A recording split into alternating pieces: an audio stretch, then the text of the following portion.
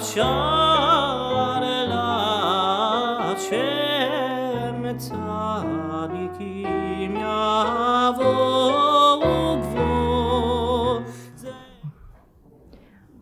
Who was Bilaam? Who was he? A Gentile prophet who spoke to God? A magician whose curses had real power over people? Or a buffoon intellectually surpassed by his own donkey? In the Jewish tradition, Bilaam almost unequivocally is condemned as an evil person, Rasha, an anti-hero. He is greedy, arrogant, disingenuous, cunning, hypocritical, the worst of the worst.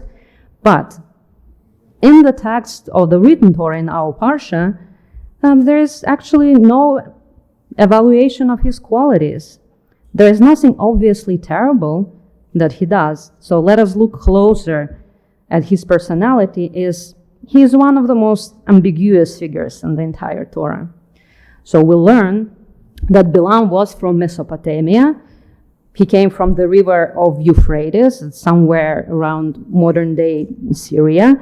And he was so good at his job of cursing people that his reputation spread all over Middle East. And Balak, king of Moab, sent a delegation to summon him and ask him to curse Israelites. And to a certain extent, we can understand the reasoning of King Balak, because imagine a camp of few million peoples at your border. So how would you feel about that? So there was a reason for that. And so magicians of Moab and Midian, they're going to summon Bilaam. And the commentators discuss what exactly God wanted from Bilaam. As the first time the messengers came, God forbade him from going. Then the second time, he instructed him to go. Then they sent an angel to block him. But when Bilaam asked the angel if he should abandon the mission and go back home, the angel told him to continue going. So God told him no, then yes, then no, then yes. So what God did actually want from Bilaam? It is very possible that this story was intended to be read as a comedy or a satire. And of course, the sense of humor of our ancestors was a bit different from ours. But it's noticeable that Bilaam looks kind of ridiculous. And the story was a donkey.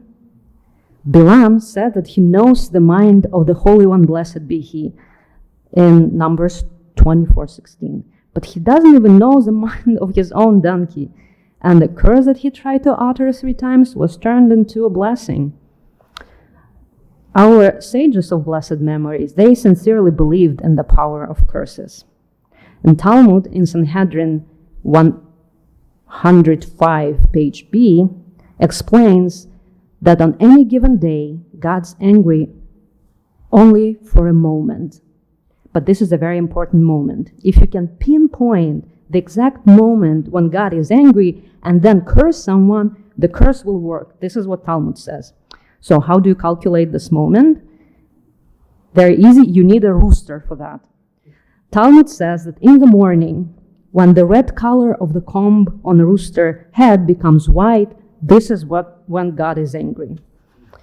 So in Numbers 23:8, Bilaam says, how can I curse those whom God hasn't cursed? How can I doom those whom God hasn't doomed? So he had a plan. He would watch the rooster and curse Israelites when the comb turned white. But I told you this secret. Be careful if you want to use this method. Talmud also tells us that there was a certain heretic who lived in Rabbi Yehoshua ben Levi's neighborhood who would upset him. I guess we all have these neighbors, right? One day, Rabbi Yehoshua ben Levi took a rooster and sat and waited. And he said, when that moment of God's angers arrive, I will curse him, this neighbor. And when that moment arrived, what happened? Rabbi Yehoshua ben Levi dozed off. And when he awakened, he said, conclude from the facts that I dozed off that it's not proper conduct to curse even the wicked. As it is written, punishment even for righteous is not good. That is in Proverbs.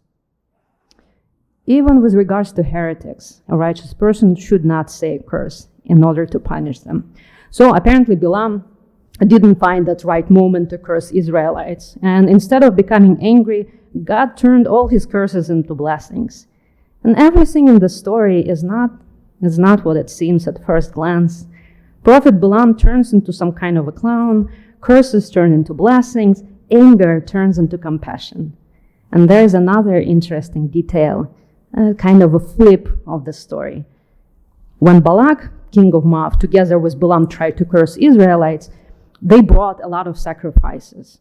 And altogether there are 42 sacrifices. So though the intention was not good, in reward for that, he was privileged to become an ancestor of no one else but Ruth the Moabite. And Rabbi Yossi Bar Huna said that Ruth was the daughter of Eglon, son of Balak, king of Moab. And Ruth, she was a grandmother of King David, from whom, according to our tradition, one day Mashiach will come. Thus, the greatest attempt to curse Israelites turns into greatest blessing. I wish that this happens in our life too. May our anger, irritation, negative thoughts turn into blessings. May our bad intentions be flipped and bring only goodness into this world. And may God never, never be angry with us. And let us say, Amen.